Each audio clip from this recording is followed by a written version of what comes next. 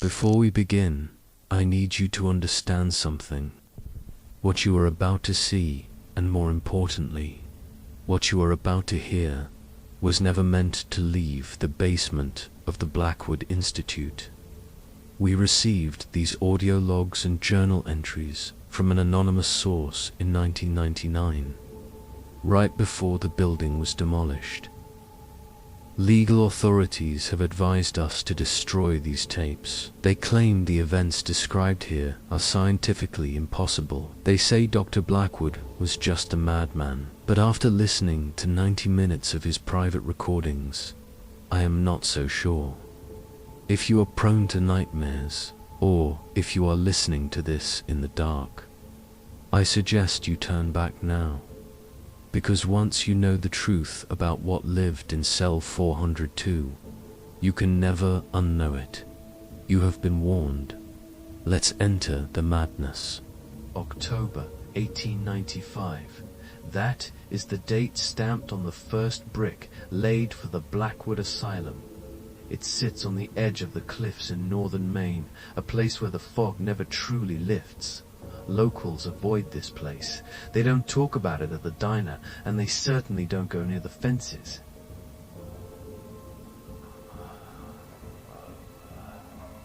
For decades, it stood as a silent monument to failure.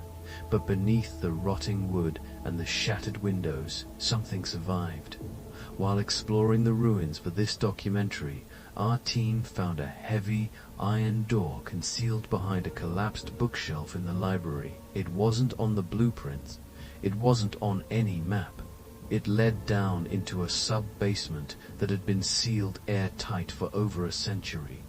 The air down there was thick, smelling of copper and stale chemicals. And sitting on a singular metal desk, untouched by time or rats, was a stack of leather-bound journals. The property of head surgeon Dr. Arthur Blackwood. To understand the horror, you have to understand the man. Dr. Arthur Blackwood wasn't just a doctor, he was a visionary, or at least that's what he told himself. In the late 19th century, psychology was in its infancy. We were still drilling holes in people's skulls to let the demons out, but Blackwood believed that the human mind was like a machine, one that could be taken apart and put back together. He came from money, old money, which allowed him to build this facility far away from the prying eyes of the medical board. In his first journal entry, dated November 2nd, 1895, his handwriting is neat, precise, and full of arrogance. He writes about curing the incurable. He speaks of his patients not as human beings with souls, but as biological raw material. He believed that fear was the only emotion that was purely honest, and to study fear, he needed to create it. He didn't build this asylum to heal people, he built it to break them. The first subject arrived on a cold Tuesday night. His name was Elias, a 20-year-old coal miner who had been found screaming in the tunnels 3 days prior. The police report stated that Elias had been trapped underground for 48 hours after a collapse. When they dug him out, he wasn't injured physically, but his mind was shattered. He kept whispering about the breathing in the walls. Most doctors would have prescribed rest and warm meals. Dr. Blackwood saw an opportunity. He noted in his log that Elias's pupils were permanently dilated, a sign of constant, adrenaline-fueled terror. Blackwood ordered Elias to be placed in cell number 1.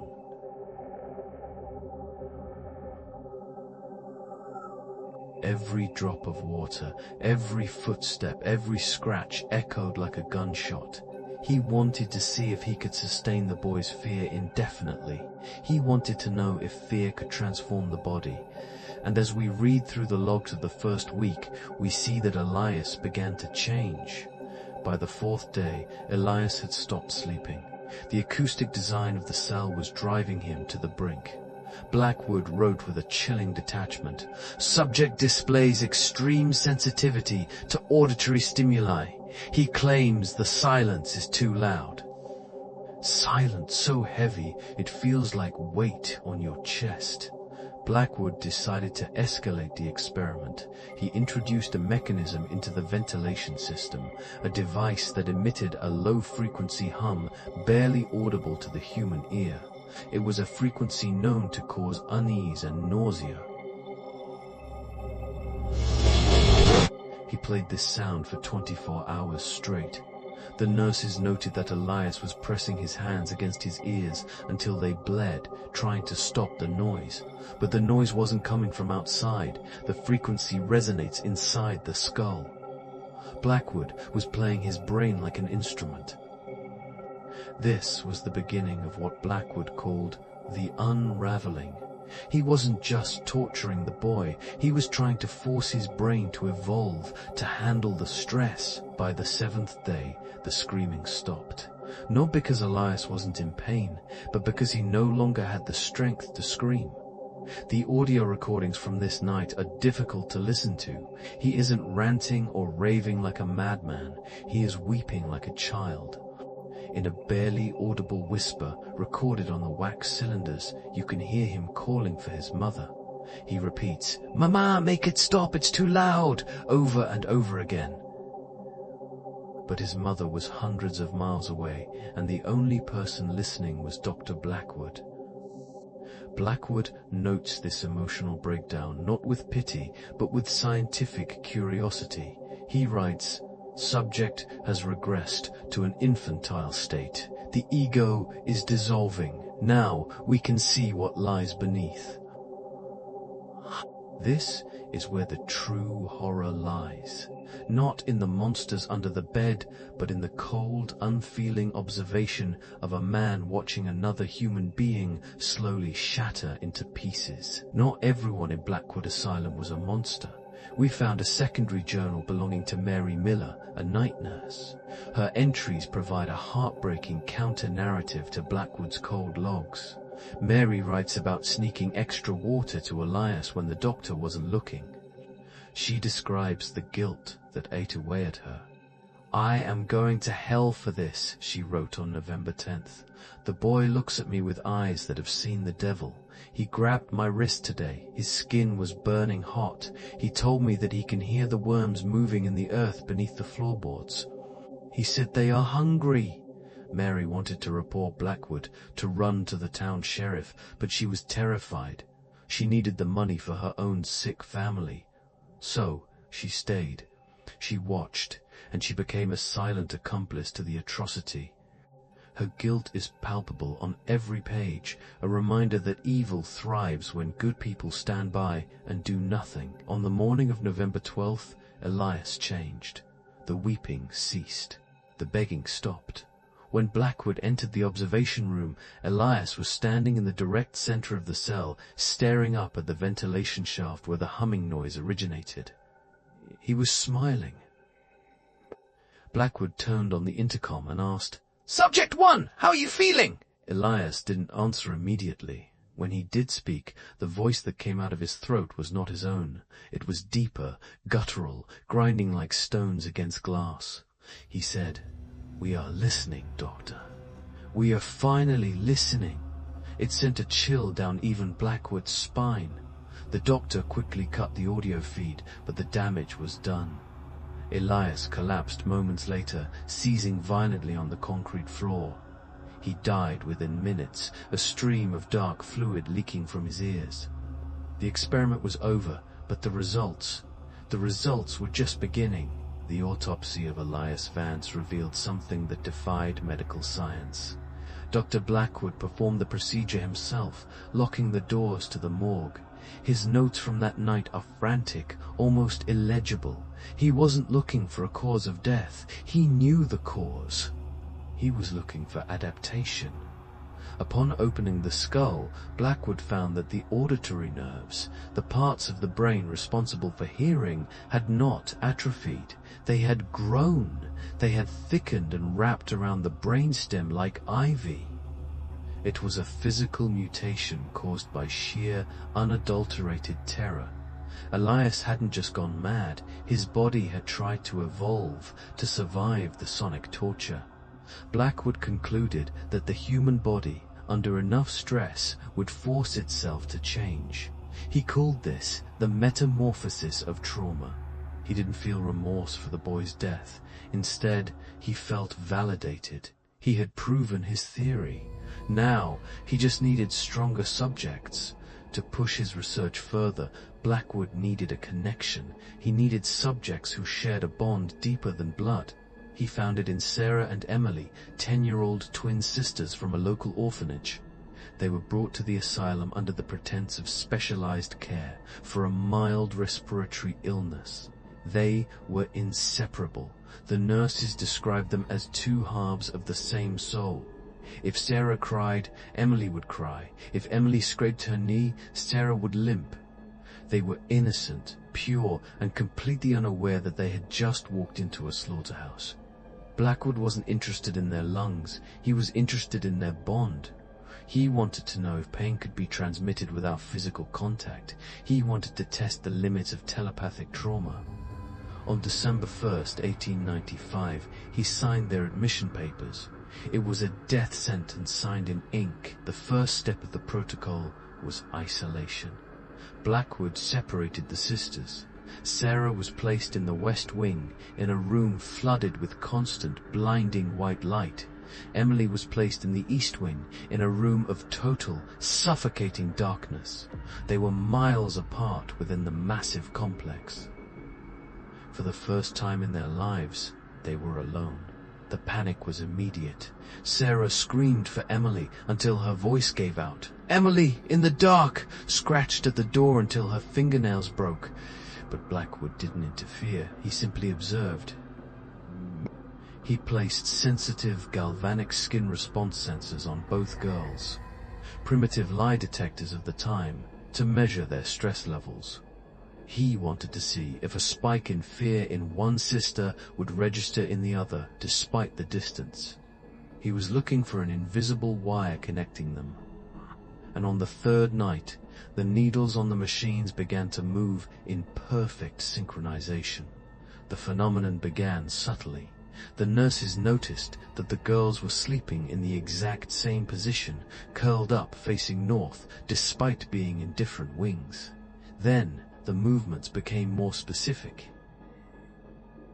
If Sarah raised her left hand to brush hair from her face, Emily would raise her left hand in the dark, brushing away hair that wasn't there. It was like watching a reflection in a mirror, but the mirror was shattered and separated by stone walls. Blackwood called this sympathetic resonance. He was ecstatic. He wrote, "The bond is not merely emotional, it is biological. They are communicating through a frequency we cannot hear." To test this, he decided to introduce a stimulus. He didn't hurt them physically yet. He simply whispered a terrifying story into Sarah's ear while she slept. And miles away, Emily woke up screaming, reciting the details of a nightmare she had never been told. Things escalated on Christmas Eve.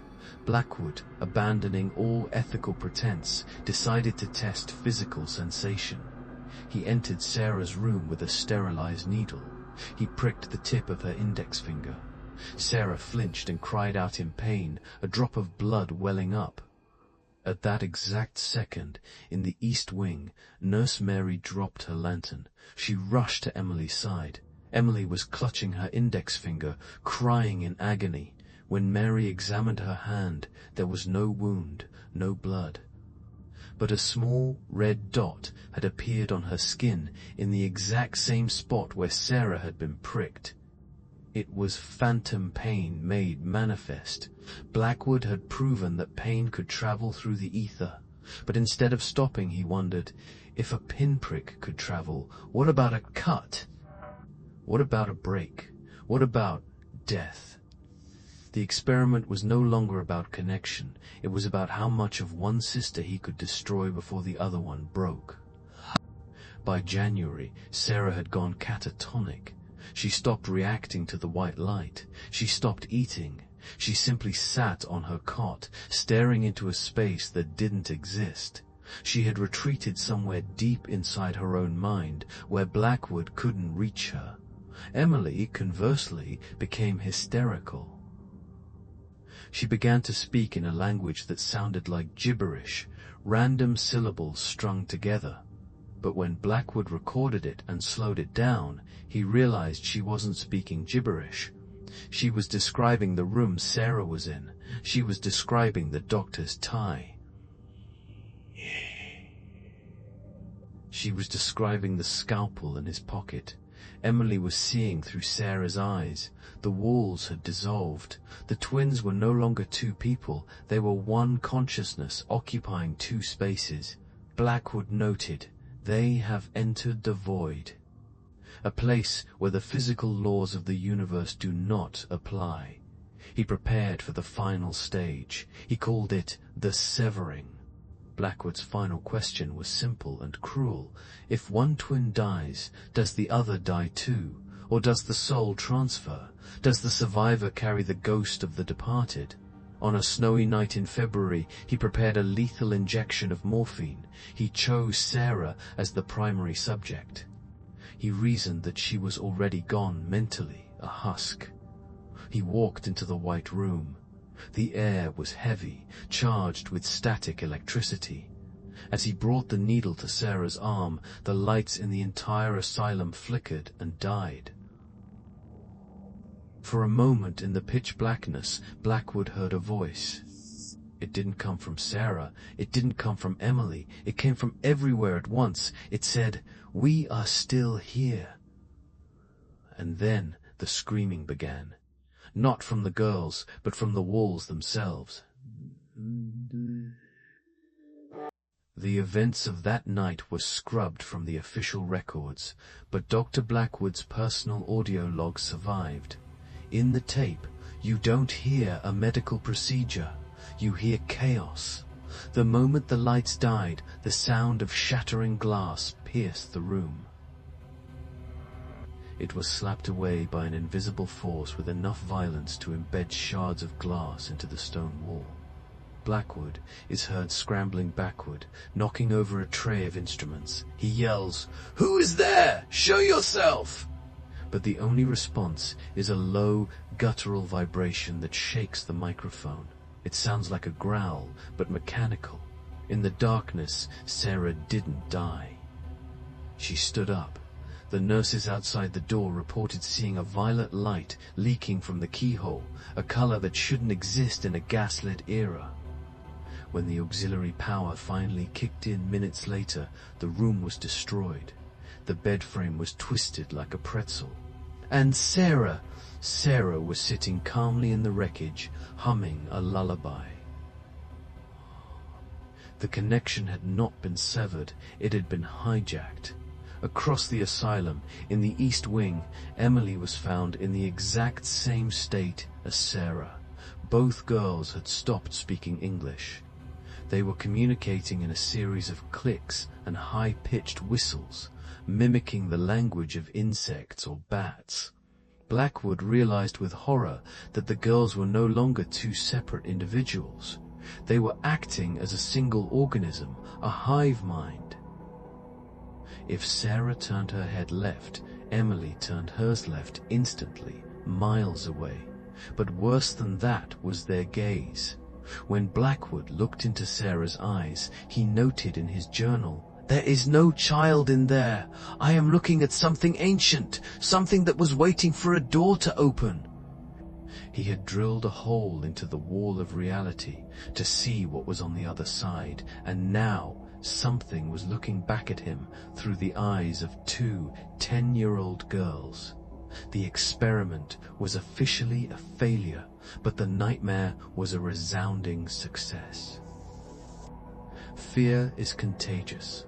By the morning of February 14th, the entire staff knew something was wrong. The air in the West Wing felt heavy, charged with static that made the hair on your arms stand up. Nurses reported nosebleeds just by walking past Sarah's room. Birds were found dead on the window ledges, their necks broken as if they had flown straight into the glass trying to escape. Dr. Blackwood ordered a total lockdown of the children's ward. He claimed it was an outbreak of tuberculosis to keep the staff compliant. He had the orderlies board up the doors with heavy oak planks. but you can't board up a presence. The staff could still hear them. At night, the twins would sing. Not a nursery rhyme, but a complex harmonic chant. And the terrifying part?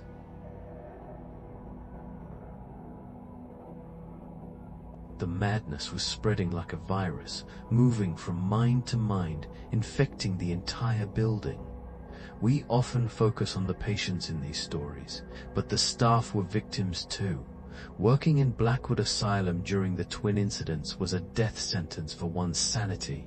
We found letters written by an orderly named Thomas. He was a strong man, a former soldier, not easily scared. Yet, his letters to his wife detail a rapid physical and mental decline. "I taste copper in my mouth all day," he wrote, "and the dreams, dear God, the dreams." He described a shared nightmare. Almost every staff member reported dreaming of the same thing, a black sun rising over a dead ocean. This wasn't coincidence. It was psychic, bleed-through. The entity inhabiting the twins was projecting its thoughts into the minds of everyone nearby. They became irritable, violent, and paranoid. Fights broke out in the break room. The staff wasn't just guarding the insane anymore, they were becoming them. The barrier between doctor and patient was dissolving. While the chaos reigned inside, Samuel, the asylum's elderly groundskeeper, noticed the corruption spreading to the land itself.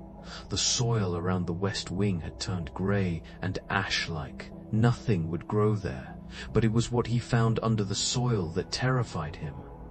Samuel was instructed by Dr. Blackwood to dig a drainage ditch near the foundation. 3 feet down, his shovel hit something hard. It wasn't rock, it was a mass of small, calcified bones. But they weren't human and they weren't animal. They were twisted, fused together in impossible shapes. Samuel realized that Blackwood had been burying failed experiments here for years. The twins weren't the first attempts, they were just the first ones to survive. Samuel tried to flee that night, packing his meager belongings. He never made it to the town. His lantern was found by the gate, shattered. Samuel was listed as a runaway, but the soil in the garden looked freshly turned the next morning. By March, Dr. Blackwood had ceased all other duties. He stopped shaving, he stopped bathing. He spent 18 hours a day sitting outside the boarded-up door of the West Wing, simply listening. He was no longer a scientist studying a subject, he was an acolyte worshipping a god. His journals from this period shift from clinical English to rambling philosophy. He writes about the great filters and the next step of evolution. He believed the entity inside the twins held the secrets of the universe. He started feeding them strange things. Records show he requested shipment of raw meat, gallons of it, far more than 2 little girls could eat. He would slide the trays under the door and listen to the wet, tearing sounds from the other side. He wasn't trying to cure them anymore. He was nurturing them. He was helping the thing inside grow strong. He wrote, "The chrysalis is breaking. Soon the wings will spread." The tension finally snapped on March 15th. Nurse Mary, the one who had shown kindness to Elias, decided she had seen enough. She planned to steal the keys to the West Wing and let the girls out, hoping to save them. She believed they were just sick children being abused. She was wrong. Mary was found dead at the bottom of the main staircase the next morning. Her neck was broken. The official report said she slipped. But the autopsy photos, which we uncovered in a sealed envelope, tell a different story.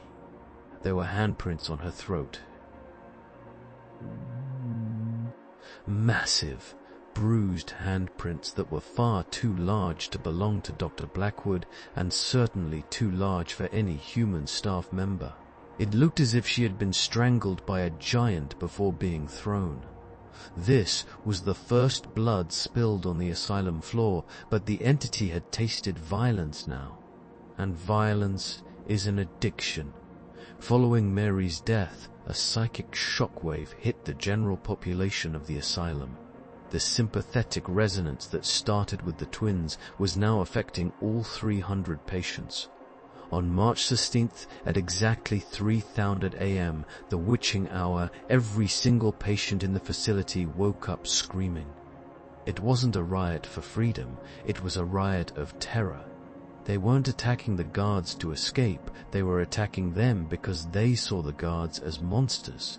Hallucinations were mass-produced. Patients clawed at their own eyes to stop seeing the shadow men. The orderlies were overwhelmed. They used batons and sedatives, but pain didn't stop the patients. They were driven by a frenzy that bypassed physical sensation. The asylum descended into absolute anarchy, and in the center of the storm, locked behind the heavy oak doors of the West Wing, the twins sat in silence, controlling the chaos like conductors of a symphony. During the riot, Dr. Blackwood did not help his staff. He was in his office, recording what would become known as the Blackwood tapes. Not just in the girls. They are in the walls. They are in the ink of my pen. I thought I was the observer, but I am the specimen. Then a second voice speaks. It sounds like a radio frequency being tuned, jumping between pitches. It says, "Open the door, Arthur." Blackwood replies, weeping, "I can't! You'll kill them all!" The voice laughs, a sound like dry leaves crinkling. "We are not death, Arthur.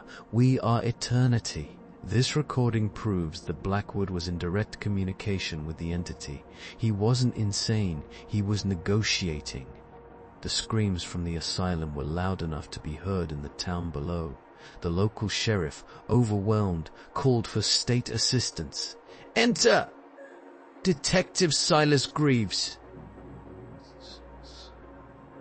Silas was a man who specialized in the strange and the violent. He had seen things in the war that hardened him against fear. He arrived on the night of March 17th. He found the gates wide open and the groundskeeper missing. The first thing he noted in his casebook was the smell, ozone, and rotting meat. As he walked up the driveway, he saw the windows of the asylum flickering in a rhythmic pattern, like a heartbeat. Silas didn't know about the twins. He didn't know about the experiments. He thought he was walking into a prison riot. He had no idea that he was walking into a breach between dimensions. He gripped his revolver tight, pushed open the heavy front doors, and stepped into hell. When Silas stepped into the lobby, the chaos of the riot had ended. It had been replaced by a suffocating silence. The air was freezing, causing his breath to fog in front of him. The scene was like a battlefield.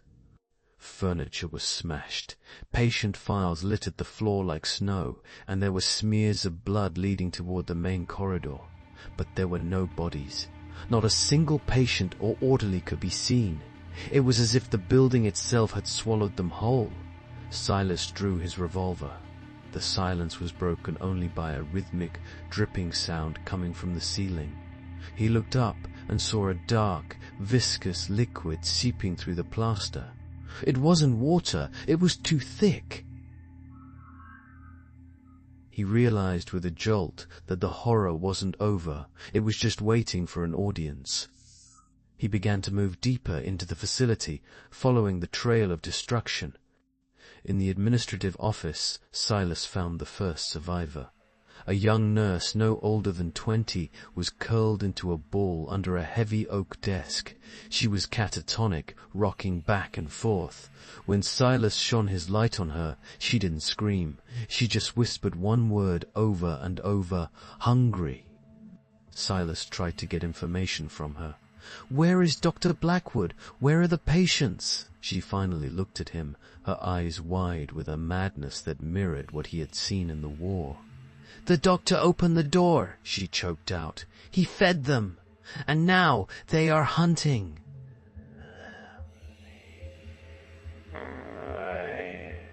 Before Silas could ask who they were, a loud crash echoed from the floor above.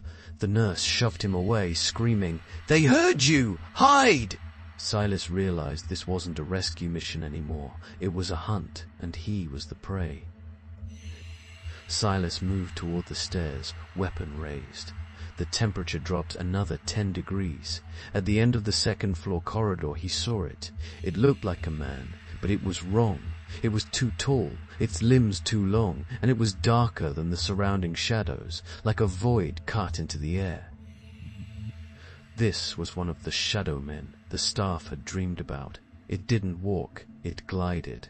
Silas, a man who trusted only lead and steel, fired 2 shots. The bullets passed straight through the figure, embedding in the wall behind it. The entity didn't flinch. Instead, it tilted its head as if curious. Then the humming noise began. The same noise that had tortured Elias. It vibrated in Silas's teeth. The figure dissolved into smoke and moved into the ventilation shafts. Silas knew then that he couldn't kill these things. He had to find the source. Following the sounds, Silas found Dr. Blackwood's private laboratory. It was a shrine to madness. The walls were covered in chalk diagrams, complicated equations trying to map the human soul. Strange machines built of brass and glass hummed with an unseen energy. On a central table lay Blackwood's journals. Silas flipped through the final entries. The handwriting was no longer human. It was jagged, frantic scratches. The last page contained only one phrase, written over and over in blood: "The twins are the key." The entities weren't randomly invading. They were being anchored here by the girls. Blackwood hadn't just opened a door. He had used Sarah and Emily as the lock. To stop this, Silas realized he would have to do the unthinkable. He would have to confront 2 innocent children who had become vessels for pure evil. He pocketed the journal and headed for the West Wing. The entrance to the West Wing was marked by the broken barricade. The heavy oak planks hadn't been pried off from the outside. They had been shattered from the inside out. Huge, claw-like gouges scarred the wood. As Silas stepped through the broken doorway, the atmosphere changed instantly. The air was thick with electricity, making his skin crawl. The gaslights here didn't flicker. They burned with that same impossible violet hue.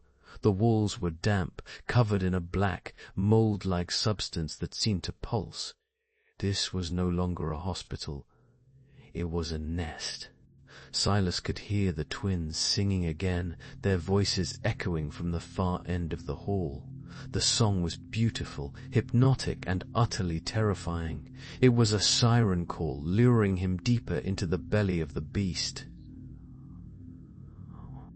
At the end of the hall, in what used to be the playroom, Silas found them. Dr. Blackwood was on his knees, his back to the door. He was emaciated, his clothes rags, laughing softly to himself. "You're late, detective," he croaked, without turning around. "The ceremony is complete." Beyond him stood Sarah and Emily. They weren't standing on the floor, they were floating 6 inches above it. Their hair floated around their heads as if they were underwater. Their eyes were black voids, the air around them distorted like heat haze over asphalt. Silas aimed his revolver at Blackwood. "Step away from the girls, Doctor!" Blackwood turned, revealing a face shredded by self-inflicted wounds. "You don't understand." Blackwood smiled, blood staining his teeth. "They aren't girls anymore. They are a doorway. And I have just invited the whole universe in." The twins turned their heads slowly, in unison, to look at Silas. When they spoke, it wasn't the voice of children. It was the voice Silas had heard on the tapes, the sound of 1,000 dry leaves crinkling. It boomed inside Silas's head, bypassing his ears entirely. "Why do you carry that toy, little man?" the voices mocked, referring to his gun. Do you think you can hurt us with metal? We were here before your son was born." Silas felt a crushing pressure on his chest, like deep-sea diving. His nose began to bleed. He realized Blackwood was right. These weren't humans. They were conduits. He was standing in the presence of something incomprehensibly old and vastly powerful. His finger tightened on the trigger, not out of bravery, but out of sheer, desperate terror. Silas knew what he had to do. The journal had made it clear. The twins were the anchor. To close the door, he had to destroy the lock. But looking at those two small faces, even twisted by evil, he hesitated. They were victims. Blackwood was the real monster here. "Don't do it!" Blackwood screamed, sensing Silas's intent. "If you kill them, you lose the greatest discovery in human history." Silas ignored him. He was a soldier. He knew about collateral damage. He knew that sometimes, to save the many, you had to sacrifice the few. Tears mixed with the blood on his face. He shifted his aim from the doctor to Sarah, the twin on the left. "Forgive me," he whispered into the oppressive air. And then, for the first time that night, Silas prayed. The gunshot was deafening in the small room. The bullet struck Sarah square in the chest. The effect was instantaneous. The violet light vanished, plunging the room into absolute, natural darkness. The humming noise stopped, replaced by a ringing silence. Emily, the other twin, screamed, a normal, human scream of agony, and collapsed to the floor, the connection severed. The floating stopped. The air pressure returned to normal. Silas stood in the dark, his gun smoking, his heart pounding. He had done it. He had closed the door. But the cost was lying on the floor in a pool of spreading blood. He fumbled for his flashlight, dreading what he would see when he turned it on. Silas clicked on his flashlight. The beam cut through the smoke and landed on Dr. Blackwood. The arrogant scientist was gone. He was crawling on his hands and knees toward Sarah's body, sobbing uncontrollably. "You ruined it," he gibbered. "You ruined everything. We were so close to paradise." Silas walked over and kicked the doctor onto his back, aiming the gun at his head. Blackwood looked up, his eyes completely insane. "Go ahead," Blackwood sneered. "Send me to them. They are waiting for me."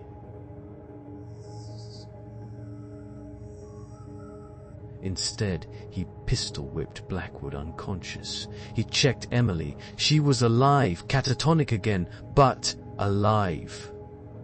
Silas scooped her up in one arm, leaving the dead sister and the mad doctor in the dark. He had stopped the invasion, but the horror of Blackwood Asylum was far from over.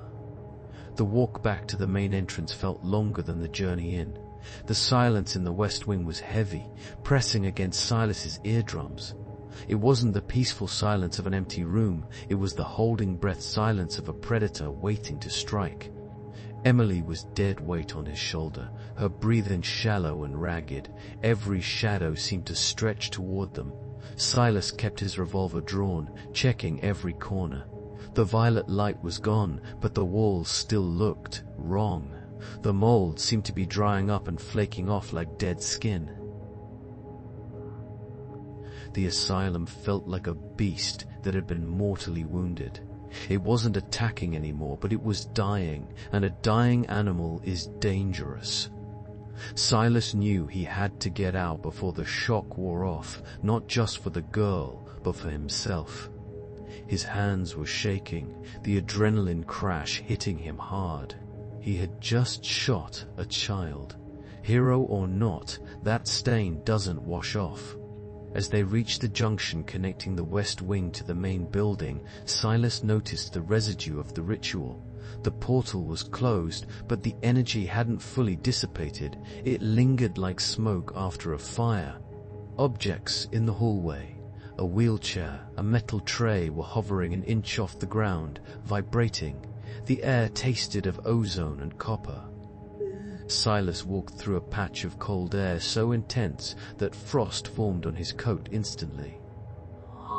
He saw flickers of movement in his peripheral vision, echoes of the shadow men. They weren't fully formed, just wisps of darkness trying to manifest and failing. It was a sign that the connection was severed, but the wound in reality was still fresh. If Dr. Blackwood was right, and the twins were just the lock, then what Silas had done was smash the lock. But the door was still there, just shut for now. Silas rounded the corner to the lobby, expecting an empty room. He stopped dead in his tracks. The lobby was full. Dozens of patients, the ones who had been rioting earlier, were standing there. But they weren't fighting, they weren't moving. They were standing perfectly still, shoulder to shoulder, forming a wall of human flesh between Silas and the front doors. Their eyes were open, but vacant. The hive minds that controlled them had been stunned when Sarah died. Now, they were just vessels without a pilot. Silas shouted, "Move!" They didn't blink, they didn't breathe. It was a forest of statues. He realized he couldn't shoot his way through 50 people. He couldn't push through them without touching them, and God knows what would happen if he made contact.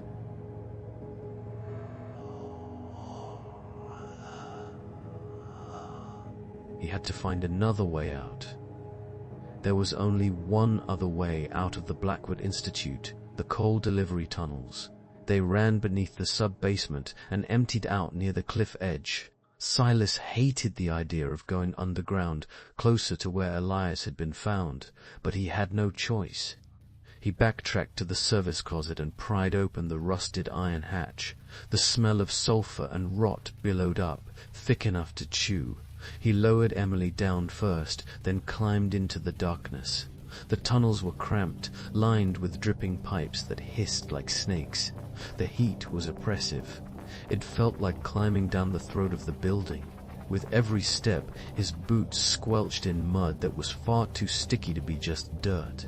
He tried not to think about what Blackwood had buried down here over the years. He just focused on the faint draft of cold air coming from the far end.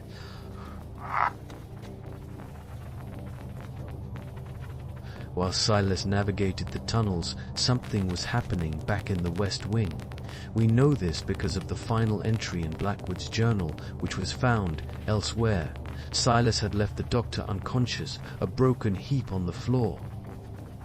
But when the state police swept the building 2 days later, Dr. Blackwood was gone. There was a smear of blood leading from the spot where he fell, dragging across the floor and disappearing behind a false panel in the wall. Blackwood didn't crawl away to die. He crawled away to escape. He knew the tunnels better than anyone. While Silas was fighting for his life, the architect of this nightmare was slithering through the walls like a rat. It is a chilling realization. The monster didn't die that night. He just went deeper into the dark, and he took his knowledge with him. Halfway through the tunnel, Emily stirred. Silas felt her small hand grip his coat. He stopped, thinking she was in pain. "It's okay," he whispered. "We're almost out." Emily didn't look at him. She was staring back into the darkness they had just come from. Her voice was tiny, fragile, but crystal clear. She said, "Sarah is angry." Silas froze. "Sarah is gone, honey," he said, trying to convince himself as much as her. Emily shook her head slowly. "No. You broke her body, but you didn't break the string. She's following us." As if on cue, a sound echoed from deep within the tunnel behind them. It wasn't a footstep, it was a scrape. The sound of something dragging itself along the concrete, something broken, something that refused to die. Silas didn't wait to see what it was. He started to run. They burst into the main boiler room. The exit was just ahead, a ladder leading up to the storm. but the dragging sound was getting closer, faster now. Silas knew he couldn't outrun it carrying the girl. He needed to end this. He set Emily down by the ladder. "Climb!" he ordered. He turned to the massive coal-fired furnace. He grabbed a heavy wrench and smashed the pressure valve on the main gas line. The hiss of escaping gas filled the room. He was building a bomb. He tore a strip of cloth from his coat, lit it with his lighter, and placed it near the leak. He had seconds. He scrambled up the ladder after Emily, his lungs burning, just as the dragging thing entered the room. He didn't look back to see its face. He just prayed the fire would be hot enough to burn a ghost. Silas and Emily cleared the hatch and rolled onto the wet grass just as the ground beneath them bucked. The explosion was muffled, a deep whump that shook the cliffside. A geyser of fire erupted from the ventilation shafts, shooting 50 feet into the air. The gas ignition triggered a chain reaction in the coal stores. The basement of Blackwood Asylum became an inferno instantly. The screaming started there not from the twins, but from the building itself. Wooden beams snapped like bones. Windows shattered from the heat. It sounded like the asylum was howling in pain. Silas shielded Emily's body with his own as debris rained down around them. The fire was cleansing. It was erasing the evidence, the journals, the machines, and hopefully whatever was crawling in the dark. The storm that had been raging all night finally broke overhead. Icy rain poured down, mixing with the heat of the fire. Silas sat in the mud, clutching Emily to his chest. They were alive. The air smelled of smoke and rain, the smell of the real world. Emily was silent, watching the flames consume her prison. She didn't cry. She just watched with an intensity that made Silas uneasy. He checked her pulse. It was steady. But as the lightning flashed, illuminating her face, Silas saw it.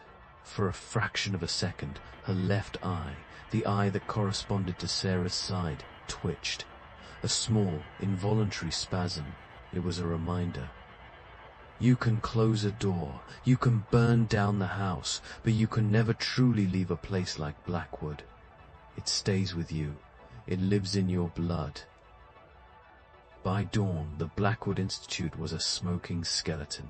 The fire had gutted the West Wing entirely. The authorities arrived, but there was little for them to do but cordon off the ruins. The official story was a gas leak, a tragic accident. The bodies of the patients were never recovered. The fire in the tunnels burned too hot. Detective Silas Greaves resigned a week later. He adopted Emily, taking her far away from Maine to a small town in Oregon. And in his final years, he wrote that sometimes, late at night, he would hear Emily talking in her sleep. She wasn't talking to herself. She was having a conversation. And sometimes, just sometimes, he could hear a second voice answering her from the shadows of her room. The story of Blackwood didn't end in 1895. It just went dormant. For over a century, the Blackwood Asylum has stood rotting on the cliffs. After the fire of 1895, the state refused to rebuild it. They refused to even sell the land. It became a no-trespassing zone, guarded by barbed wire and rumors. To the locals, it's just a spooky old building where teenagers go to drink and dare each other to knock on the front door. But to those who know the history, it is a sealed tomb. The fire destroyed the upper floors, yes, but the sub-basements, the tunnels where Silas and Emily escaped, remained largely intact, buried under tons of rubble. The legend says that Dr. Blackwood never left. And in the age of the internet, legends attract tourists. Tourists who bring cameras, curiosity, and a complete lack of respect for the dead. Enter the Night Watchers, a YouTube channel dedicated to paranormal investigation, led by Alex, a skeptic looking for fame, and accompanied by Sarah, a sensitive, and Mike, the camera operator. In October 2023, they decided to break into Blackwood Asylum for their Halloween special. Their goal was simple: find the hidden entrance to the West Wing basement that was mentioned in Detective Silas's leaked journals. They were equipped with state-of-the-art gear, EMF meters, thermal cameras, and spirit boxes. In their intro video, Alex laughs, holding up a pair of bolt cutters. "We are going to find out if the Blackwood Twins are real," he says to the camera. He had no idea that he was practically inviting them to answer. This footage was recovered from an SD card found in the mud outside the perimeter fence 2 weeks later.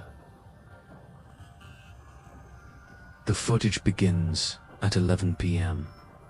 The team cuts through the southern perimeter fence, avoiding the main road to dodge police patrols. The atmosphere changes the moment they cross the property line. The audio on Mike's camera picks up a strange distortioner, low-frequency static that wasn't there before. Sarah stops immediately. "Do you guys feel that?"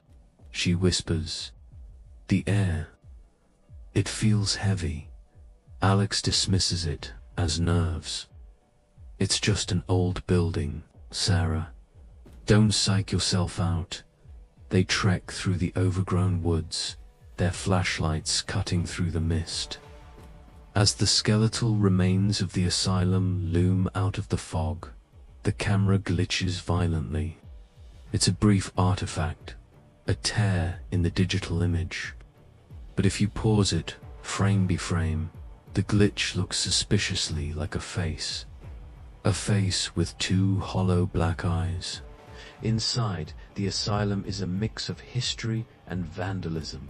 The grand lobby, where Silas once faced the frozen patients, is now covered in spray paint. Tags reading, "Satan lives" and "Get out" cover the Victorian wallpaper. But as they move deeper, the graffiti changes. The crude spray paint is replaced by something else. Charcoal drawings, hundreds of them.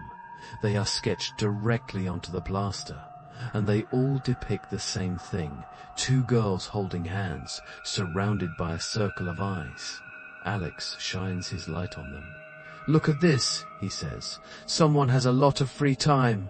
He touches the charcoal. It smears. It's fresh. Whoever drew these didn't do it 10 years ago.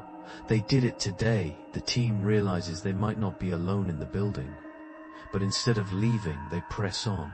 The content is too good to pass up. They reach the corridor leading to the West Wing. Here, Mike switches to the thermal camera. The screen shows the ambient temperature of the walls in shades of orange and purple.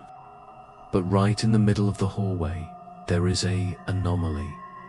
A pitch-black shape, standing about 4 feet tall. It's a cold spot, registering 30 degrees lower than the surrounding air. "Is that a glitch?" Mike asks, tapping the screen. The shape doesn't move. It stands there, small and childlike. Sarah gasps. "It's looking at us." Alex walks right through the cold spot to prove it's nothing. As he passes through it, his breath fogs instantly, and the battery on his main flashlight dies. "Okay," Alex mutters, checking his gear. "That was weird." They laugh it off nervously, changing batteries. They don't notice that the thermal shape didn't disappear. It just moved behind them. They decide to do an EVP, electronic voice phenomena session in the old library. Sarah holds the spirit box, a device that scans radio frequencies to allow spirits to communicate. The white noise hisses, CHHH-CHHH-CHHH. CHHH. Single quotes. Is there anyone here who wants to talk? Sarah asks. Silence. Did you know Dr. Blackwood? Silence. Alex gets impatient. He grabs the device. If you're real, make a noise. Do something. Suddenly, the scanning stops. It lands on a static-free frequency. A voice comes through, clear as day. It's not a radio broadcast. It's a child humming a lullaby. The same lullaby from 1895. Then, a single word cuts through the melody. Run. The device bursts into sparks and dies. The smell of ozone fills the room, the same smell Silas described in his journal. Shaken but fueled by adrenaline, they find the service closet. The floor is covered in rotten rugs. When they pull them back, they find it, the iron hatch. The metal is pitted with rust, fused shut by the heat of the fire a century ago. But looking closer, Alex notices something disturbing. The rust around the hinges is cracked. Fresh scratches mark the metal. Someone has opened this recently, Alex whispers. They use their crowbars to pry it open. The screech of metal on metal echoes through the silent asylum. As the hatch lifts, a draft of cold, stale air rushes up. It doesn't smell like a basement. It smells like a hospital, antiseptic and old blood. The fire should have burned everything down there. But as they shine their lights into the abyss, they see a ladder leading down into darkness, surprisingly intact. They begin the descent. Mike goes first with the camera, then Sarah, then Alex. As they climb down, the environment changes. The top 10 feet of the shaft are charred black from the 1895 explosion. But as they go deeper, past the collapse zone, the walls change. The soot disappears. The walls are lined with white, clinical tiles. They are pristine, untouched by the fire. It's impossible. The fire should have gutted this area. It's as if the sub-basement was preserved in a time capsule, or perhaps protected by something. This doesn't make sense, Mike says, his voice echoing. It looks brand new. They reach the bottom and step onto a tiled floor. The air here is freezing cold. Their flashlights reveal a long corridor stretching into the dark, lined with metal doors. They have entered the belly of the beast. The moment their feet touch the floor, the impossible happens. The flashlights flicker and die. All three of them. Total darkness. Panic sets in. Mike, get the backup. Alex yells. But before they can fumble for batteries, light returns. Not from their gear. The gas lamps mounted on the walls flicker to life, one by one, illuminating the corridor in a sickly violet glow. This isn't electricity. It's gas. How is this possible? Sarah whispers. This place has been abandoned for 100 years. The silence is broken by a sound. The squeak of a wheel. A medicine cart is rolling down the hall towards them, pushed by no one. It stops 10 feet away.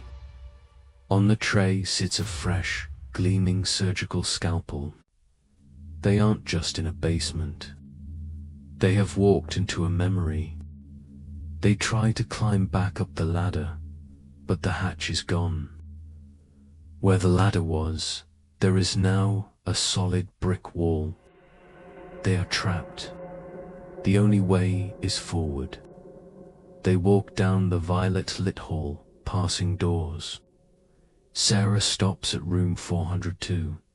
This is it, she says, her voice trembling. This is where he kept them. The door is slightly ajar. From inside, they hear the sound of two children playing patty cake.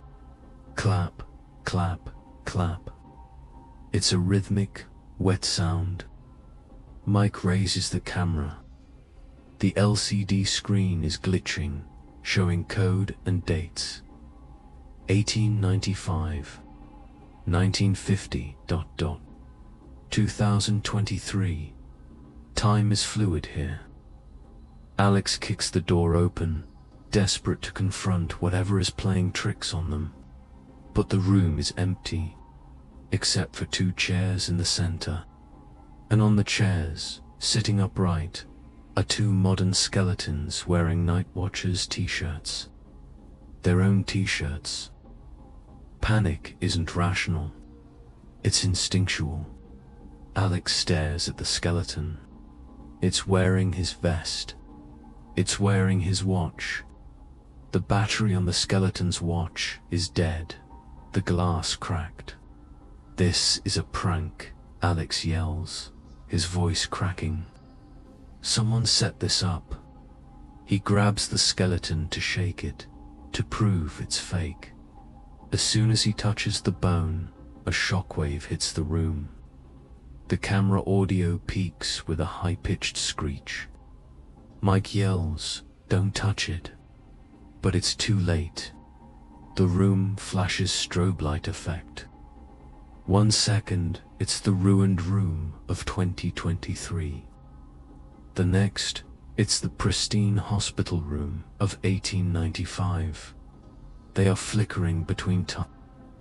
The skeletons vanish, replaced by the ghosty images of the twins sitting in the chairs, watching them.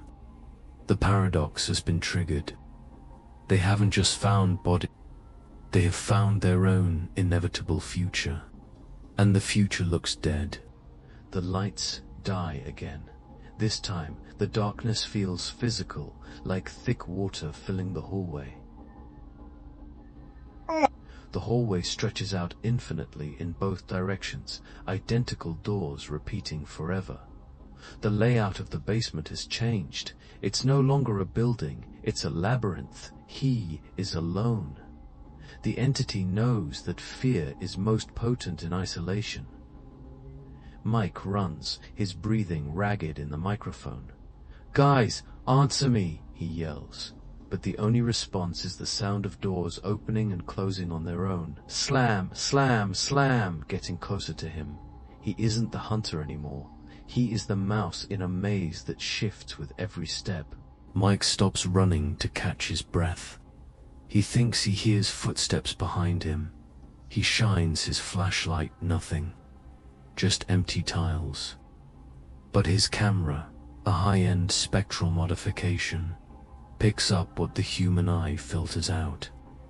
He switches to night vision. The green screen illuminates the hallway. And suddenly, it's not empty. Lining the walls, standing shoulder to shoulder, are hundreds of figures. Patients, doctors, nurses. They are translucent, silent, watching him pass. They don't move, but their heads turn as he walks. Mike gasps, nearly dropping the camera. He switches back to normal light. They are gone. Switches to night vision. They are back. It's a terrifying realization. We are never truly alone here. The dead are stacked on top of the living, layer upon layer, and they look hungry. Somewhere else in the maze, Sarah is fighting a different battle. She isn't running. She is curled up in a linen closet, hands pressed over her ears. Being sensitive to the paranormal in Blackwood Asylum is like walking into a nuclear reactor without a suit. The voices are overwhelming her. It's not just one voice. It's the hive mind. She hears every scream, every prayer, every death that happened here in the last century all at once. "Get out of my head," she screams. A voice cuts through the noise, a child's voice. "We can make it stop, Sarah. Just open the door. It's a trick.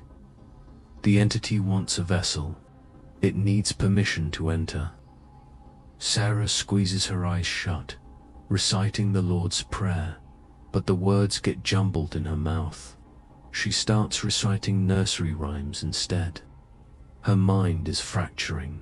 Mike, blindly running through doors, stumbles into a room that defies logic. It's a Victorian study, complete with a mahogany desk, a cold fireplace, and shelves of rotting books. This room shouldn't exist in a hospital basement. Sitting at the desk is a skeleton, not a fresh one like Alex's, but an old one. It wears the tatters of a fine suit. In its bony hand, it still clutches a fountain pen. This is Dr. Arthur Blackwood. He didn't escape. He sealed himself in here. He died writing. On the desk, preserved by the lack of oxygen, is the true final entry. Mike zooms in on the paper. The ink is faded, but legible. It reads, "I was wrong. It is not a window, it is a mirror. They reflect our worst selves. And now they are me." Blackwood realized too late that he wasn't summoning a god. He was feeding a parasite. Mike frantically flips through the pages. The journal explains the anomaly. The entity doesn't experience time linearly.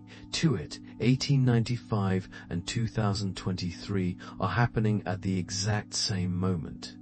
The asylum is a blister on the skin of reality, trapping everything inside in an endless loop of suffering.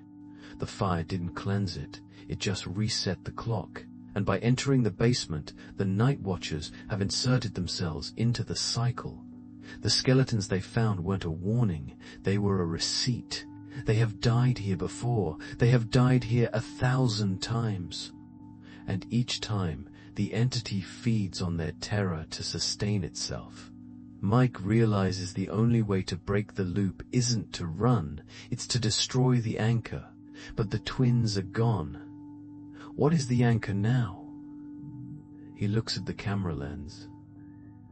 The recording. Mike grabs the journal and turns to leave, but the door slams shut. The gas lamps flare and die. In the darkness, the humming noise returns louder than ever. It vibrates his ribcage. "Show yourself," Mike yells, trying to sound brave. He shouldn't have challenged it. A force hits him like a freight train. The camera flies from his hand, skidding across the floor. It lands on its side, the lens pointing down the hallway. We see Mike's legs kicking and scrambling. He is being dragged backward into the dark by something invisible. He screams, digging his fingernails into the floorboards, leaving scratch marks just like the ones on the hatch. "Alex, help me." His voice fades as he is pulled into the shadows. Silence returns. The camera continues to record the empty room for 10 agonizing seconds. The footage fractures here. The digital file is heavily corrupted, likely due to a massive spike in electromagnetic energy.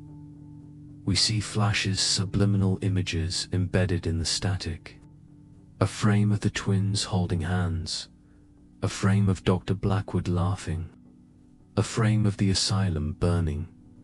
It's a sensory overload. The entity is trying to rewrite the digital data. Reality and simulation are blending. When the image stabilizes, someone picks up the camera. It's not Mike. It's Sarah. She is covered in dust, her eyes wide and bloodshot. She is whispering to herself, holding the camera like a lifeline. "I found him," she says.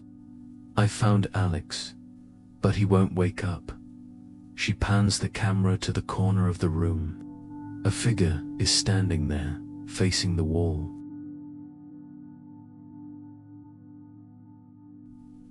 Alex is standing in the corner, nose touching the plaster. His posture is rigid, unnatural. "Alex," Sarah calls out. "We have to go. Mike is gone." Alex doesn't move. He doesn't breathe. Sarah steps closer, her hand reaching out to touch his shoulder. The tension is unbearable. In the folklore of the asylum, the patients would stand in the corners to avoid looking at the shadow men. It was a sign of total submission. Sarah touches him. "Alex, please." He slowly turns around, but he doesn't turn with his feet. His body stays still, and his head twists unnatural degrees to face her. The sound of vertebrae cracking echoes in the room. This is physically impossible. Sarah screams and drops the camera again, backing away. The camera lies on the floor, pointing up at Alex. His face fills the frame. But it's not Alex anymore. His eyes are pitch-black obsidian pools that reflect the infrared light. The same eyes Dr. Blackwood saw in 1895. He smiles, and blood leaks from his gums. "Alex is sleeping," the thing says, using Alex's vocal cords but with that familiar dry leaf distortion. "We needed a ride out. Thank you for opening the door." The entity didn't want to kill them. It wanted to escape the asylum. It needed a fresh, living body to carry it past the perimeter fence. Alex was the vessel. The invasion has begun. The camera battery flashes red one last time and cuts to black. Sarah grabs the camera from the floor. Not to document the ghost, but to use its light. She sprints. The footage from this section is chaotic, a blur of tiles and darkness. You can hear her sobbing, begging for the exit. Behind her, heavy boots echo on the floor. It's Alexor, the thing wearing Alex's skin. He isn't running, he is walking with a steady, predatory pace. He knows there is no way out. He whistles the lullaby, the sound bouncing off the walls, making it impossible to tell where he is coming from. Sarah reaches the ladder, but as she grabs the rungs, they rust and crumble in her hands, turning to dust. The illusion of safety dissolves. The entity is manipulating reality in real time to keep her there. She scrambles backward, looking for a door, any door that leads up. The geography of the basement begins to shift. Sarah turns left toward the boiler room, but finds a solid brick wall. She spins around, and the corridor she just ran down has stretched into infinity. The doors are gone. This is a phenomenon known in paranormal circles as a labyrinth trap. The entity is folding space to prevent escape. Sarah screams in frustration, pounding on the bricks until her knuckles bleed. Then, the walls begin to bleed too. Thick, black, viscous liquid starts oozing from the mortar. The building isn't just trapping her, it is digesting her. She spots a small ventilation grate near the floor. Too small for a man, but maybe big enough for her. Without hesitation, she kicks the grate loose and crawls into the suffocatingly tight metal duct. The footage inside the vent is the most claustrophobic part of the entire recording. Sarah is crawling on her stomach, dragging the camera. The sound of metal booming echoes around her. Someone is banging on the ducts from the outside. "I can hear him," she whispers to the camera. "He's right below me." Suddenly, a hand punches through the sheet metal of the duct, inches from her face. It's Alex's hand, fingers broken and twisted, grabbing blindly for her. Sarah screams and kicks herself forward. scrambling deeper into the maze of pipes. She isn't crawling toward an exit anymore. She is just crawling away from the hand. She falls through a rusted section of the vent, tumbling 10 feet down into water. The camera goes underwater for a second, bubbling, then surfaces. She lands in the old storm drainage system, the same one Silas used to escape the fire in 1895. The water is freezing, smelling of rot. Sarah sputters, holding the camera above the surface. Ahead, she sees it, a faint silver glow, moonlight, the exit. It's about 50 yards away. She starts to wade toward it, the water slowing her down. Behind her, a splash. Something large has entered the water. She doesn't look back. She forces her exhausted body to move. The camera captures the jagged opening of the drain pipe, framing the night sky like a painting of freedom. She reaches the edge, pulls herself up onto the mossy concrete, and collapses onto the riverbank outside. She is out. The asylum looms above her on the cliff, silent and dark, as if nothing happened. Sarah rolls onto her back, pointing the camera up at the looming silhouette of the asylum. She is hysterical, laughing and crying at the same time. "I made it," she chokes out. "I beat you." But the camera's focus pulls to the roof of the building. Standing on the very edge, looking down at her, is a figure. It's Alex. He isn't pursuing her anymore. He is just watching. He raises a hand and waves a stiff, mechanical wave. The audio picks up one final whisper, not from Sarah, but from the camera speaker itself. "You didn't escape. You're just the messenger." The image distorts violently into red static, and the battery finally dies. The recording ends here. This is the last verified footage of Sarah Miller. 3 days later, a local hiker walking his dog along the Blackwood River found a muddy, cracked video camera tangled in the reeds.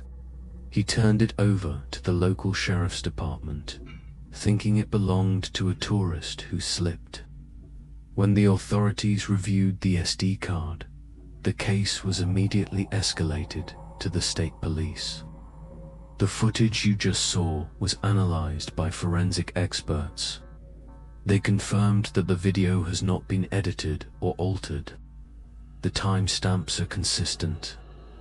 However, the facial recognition software failed to identify the shadow men or the entities seen in the hallway. They simply register as visual noise.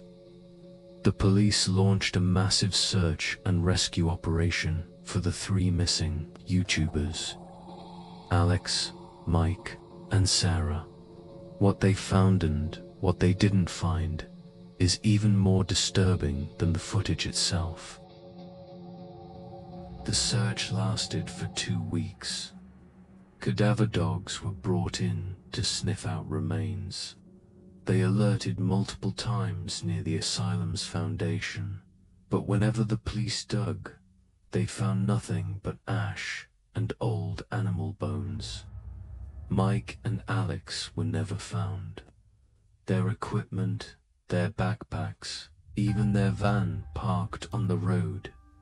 Everything was there, but the men themselves had vanished into thin air.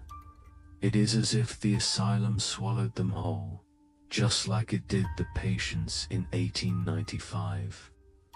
The only trace of Alex was his tactical vest, found hanging neatly on a tree branch near the entrance, ripped to shreds.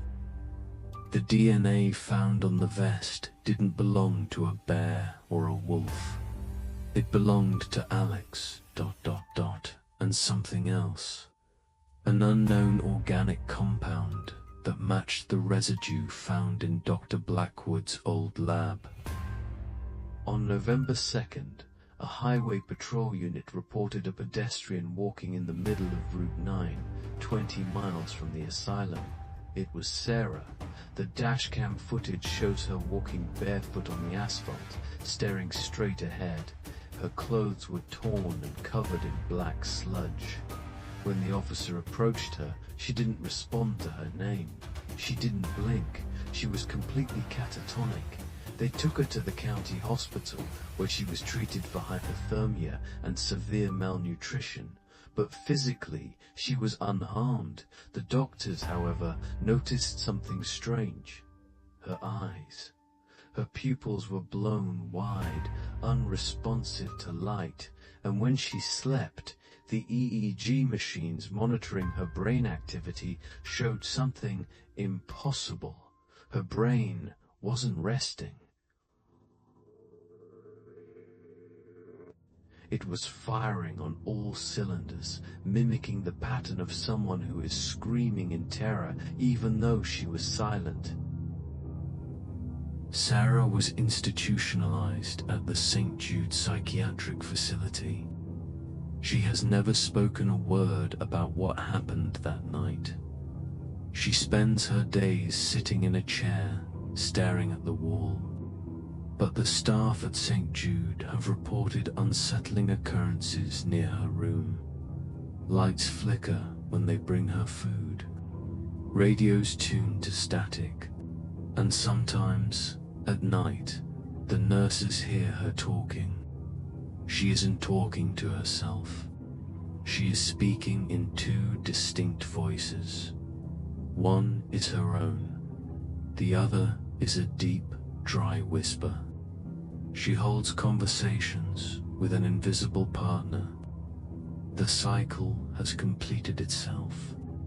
In 1895, a girl named Sarah became the vessel for an entity at Blackwood Asylum. In 2023, another girl named Sarah walked out of that same asylum, carrying the same passenger. The contagion didn't die. It just moved to a new host. Following the incident, the state government declared the Blackwood property a biohazard zone and seized the land. They erected a new, electrified perimeter fence and installed 24-hour security cameras. They claimed it was due to toxic mold and structural instability. But we know the truth. They aren't keeping people out. They are keeping something in. Or perhaps they are studying it, just like Dr. Blackwood did. The footage you have just watched is the only evidence that exists. If this video gets deleted, or if this channel disappears, you will know why. The story of Blackwood Asylum is not a ghost story. It is a warning. Some doors are locked for a reason, and some places are not empty just because there is no one living there. Before we conclude, there is one piece of evidence we haven't discussed yet. The audio. Our sound engineers took the raw audio files from Dr. Blackwood's 1895 tapes and the Night Watchers' 2023 footage and ran them through a spectral analyzer. A spectrogram visualizes sound frequencies. Usually, it looks like random noise. But when we analyzed the humming noise heard in the asylum, the results were chilling. The sound waves didn't look random. They formed a geometric pattern, specifically a perfect fractal shape that repeats infinitely. And hidden within the low-end frequencies, below the range of human hearing, there is a voice. It's repeating a set of coordinates. Coordinates that point to a location in the middle of the Atlantic Ocean. This suggests the entity didn't originate in the asylum. It was called there from somewhere else. This brings us to the number station theory. For decades, ham radio operators near Maine have reported picking up a strange signal on frequency 402 AM. It only broadcasts at night. It consists of a child reading a list of names. We cross-reference these names with missing persons reports. Every name read on that station corresponds to someone who went missing near a forest or a national park in the US. Is it possible that Sarah, now institutionalized, is acting as a living transmitter? Is the entity using her brain as a radio tower to coordinate other breaches across the country? If you have a shortwave radio, you can try tuning in tonight. But be warned, listeners have reported severe headaches and nightmares after just a few minutes of exposure. Some signals are not meant to be heard. Dr. Arthur Blackwood was a wealthy man, but building an asylum of that size required funding beyond one man's fortune. Who paid for the construction? Who kept the inspectors away? We found a photograph in the town archives dated 1894. It shows the groundbreaking ceremony. Standing next to Dr. Blackwood are 5 other men. We identified them: a senator, a shipping magnate, a judge, and a bishop. They were the pillars of society. They called themselves the Order of the Golden Dawn. Evidence suggests they knew exactly what Blackwood was doing. They weren't funding a hospital. They were funding a temple. They wanted to harness the entity's power, perhaps for immortality, perhaps for influence. Blackwood was just the scientist. They were the investors. And unlike Blackwood, their descendants are still powerful today. Let's step away from the supernatural for a moment and look at biology. The black sludge found in the asylum, the residue, was sampled by the CDC in a classified report from the 1980s. They labeled it Cordyceps blackwoodi. It is a parasitic fungus unknown to modern science. This fungus doesn't just attack the body, it attacks the neural pathways. It stimulates the amygdala, the part of the brain responsible for fear. The hallucinations, the hive mind, the aggression, these are all symptoms of late-stage infection. The entity might not be a ghost. It might be a prehistoric biological organism that communicates through spores. If this is true, then Sarah isn't possessed. She is patient zero of a dormant plague. And by letting her live, we might have allowed the infection to enter the general population. Blackwood Asylum is not unique. It is just one node in a network. Since starting this investigation, we have received emails from urban explorers in Kentucky, Washington State, and even Russia. They report finding similar underground facilities, Victorian-era bunkers with the same violet gas lamps and white tiles, in Waverly Hills Sanatorium. They found a sealed door marked Project 402. In the catacombs of Paris, explorers found the same spiral symbol painted in fresh blood. It seems that whoever the order was, they were trying to open doors all over the world. Blackwood was just the most successful attempt. This implies that the world is thinner than we think. We are living on top of a Swiss cheese of dimensions, and something is trying to push through all the holes at once. We end the historical record with Detective Silas Greaves. He died in 1942, an old man living in isolation, but he left one final letter addressed to whoever finds the key. It reads, "I thought I saved the girl, but I was wrong." You cannot save someone who has seen the face of God, even a dark God. Emily lived a long life, but she never truly came back from that room. She would draw pictures of things that hadn't happened yet. Wars, fires, bombs. She told me that time is a flat circle. Everything we did in that asylum we are doing forever. If you are reading this, do not go looking for the ruins. Let the sleeping dogs lie. Because if you wake them up, they won't just bite you, they will become you. Now, I have to address you, the person watching this screen.